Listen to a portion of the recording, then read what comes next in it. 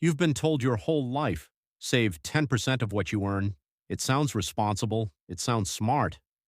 But in 2024, that advice could be quietly destroying your financial future. The 10% rule was created decades ago when inflation was low, pensions existed, and the cost of living was manageable. That world is gone. Today, housing costs have doubled, healthcare is skyrocketing, and Social Security alone won't cut it.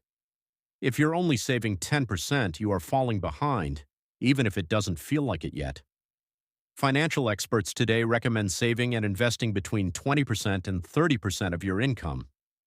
Here's a simple framework called the 50-30-20 rule, but upgraded. 50% on needs, rent, food, bills, 30% on savings and investments, not wants, savings, 20% on everything else, lifestyle, fun, guilt-free spending. Now I know what you're thinking. I can't save 30%. And maybe right now you can't. But here's the move.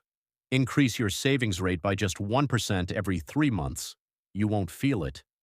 But in 2 years, you've gone from 10% to 18% without changing your lifestyle.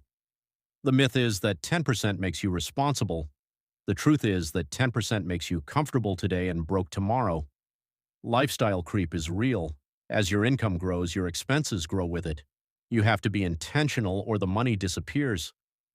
Here's your action step. Open your bank app right now. Find out your actual savings rate this month. Divide what you saved by what you earned. If it's under 20%, you have a target. Raise it by 1% starting next month. Small moves, big results. Next episode, we're talking about debt and why paying it off fast might actually be costing you money